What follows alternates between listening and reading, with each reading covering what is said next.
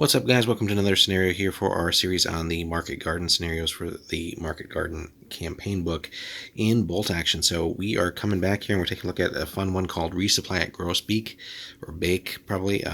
Not sure on the pronunciation, but anyway, so background on this is basically troops on the ground. That's one thing here, but basically, how do you supply the paratroopers and keep them in the fight? So that is the next step and kind of the gist behind this here. So the Germans, of course, wanted supplies to get or prevent supplies from getting to the enemy or to capture them for themselves in some cases.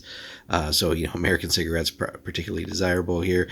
The Germans would have a reasonably good idea of where the supplies would arrive, but didn't generally have the manpower to provide a substantial force at every possible location.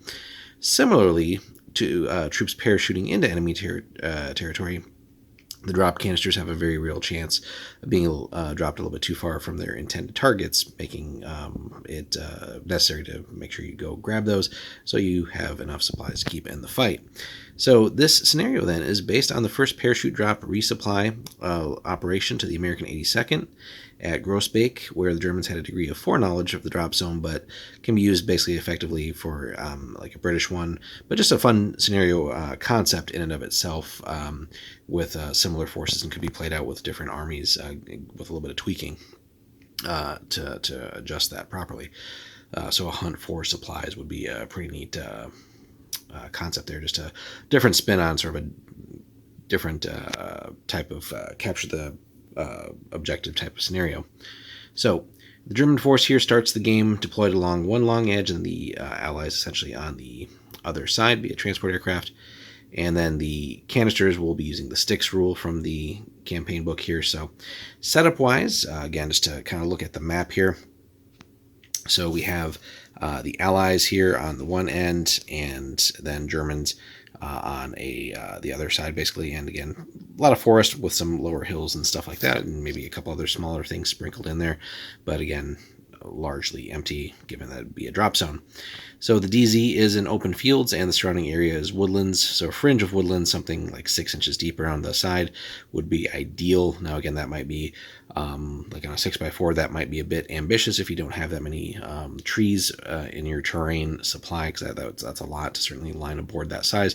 So you might try for a slightly smaller board, or just spread things out and at least delineate that the board edges are a woodland in some way, shape, or form. So the game is played on the width of the table. As with these other drop zone, landing zone scenarios, should be a couple of small or low hills here, but again, essentially largely open terrain in the sort of middle of the board, basically. So only the fringes really would have forest. So, and then basically that will help then obscure some of the line of sight for the men with ambush or down orders, but not necessarily everyone else. And then the number of supply items is not critical, but there should be at least 20 of them, which, on the one hand, yeah, it's not critical, but there's certainly a hell of a lot of them. So, of course, you can use different things for objective tokens, whether it's just like poker chips or something like that, but could be fun to take the time to model those and have sort of scenic objective canisters or whatever for your forces, especially if you're going to really invest in playing through a lot of these scenarios. And that, of course, brings in some of that hobby enjoyment as well. So the American force on this one has to be divided between service troops, so 40% with transports to collect the material, and infantry, 60% deployed to protect them during the collection process. The service troops should be deployed as units of 2 men and enjoy the small target rule. Infantry can be used to gather panniers and canisters or to unload gliders, but naturally that's a risk. Men can't fight and collect basically at the same time. And then German and American forces have the same strength in terms of points. However, due to the small size of service troop units, the Allied player is bound to have a rather greater number of activation dice, and they're going to need them. So getting into the deployment then, no American units start the game on the LZ itself. The risk of having something fall on the soldiers' heads too great, but the entire force basically deploys in the woods along the edge. So we'll come back to this here.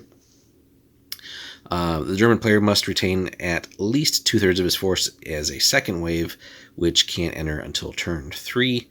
And then the balance having entered the board in turn 1 with either advance or run. No tests required, but all German units must enter the board in the woods on the opposite side from the Americans. So makes sense, nice and simple. And then first turn, though, all the American units start the game in the woods. They have, after all, been sent to the DZ to await the supply drop, again using the sticks special rule, distribute the supply items across the table before any dice are drawn, and then start the normal way. German units again enter, run, or advance. And the objective here, as we can guess, right, pretty simple.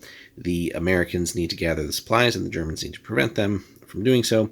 American troops carrying canisters or panniers must take them to the woods or buildings on their own table edge and can return to pick up another load.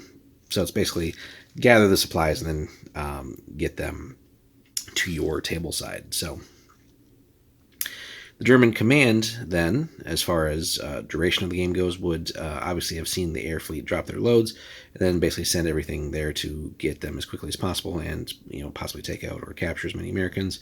So the Americans must abandon the resupply collection at the end of turn 7, and be back in the woods on their own table edge by turn 9. So a fairly lengthy scenario. As American service troops, any American service troops still in the DZ at that point are assumed to have dropped whatever they were carrying and making a hasty exit. So then how do we score this one, or how do we determine winners and losers here? So the onus is on the American player to get the job done. Unless the DZ was completely secure, there was little chance of collecting everything, but every little bit certainly would help. The Germans naturally wanted to grab whatever they could, but denying things to the Americans was much more significant than gaining it for themselves. So basically, pretty simple here. Both sides count 1 victory point for every supply item collected, and 1 for every enemy unit destroyed. The side with more victory points at the end of the game is the winner. So pretty simple stuff here as far as scoring. No extra bonuses for certain things. So that being said, given that a lot of the supply troops essentially are those smaller 2-man units, yes, they're going to be harder to hit, but there's going to be several of them, so that could be a way for German players, if they just have a fair amount of firepower, to rack up some easy kills and make it a little bit harder for the Americans to collect, because if the actual infantry have to do the collecting, then it's going to be a little bit harder for them to fight and carry stuff at the same time. But on the other hand, if the German player is able to just maybe focus on whittling down the American infantry units, the supply troops really aren't going to be able to do everything at once and push any damage back at the Germans. So an interesting mix of things there, but also the Germans can also collect things too. So again, a fun one to try with different variations and different theaters with different forces, again with some modifications, but the concept of the mission is pretty cool here.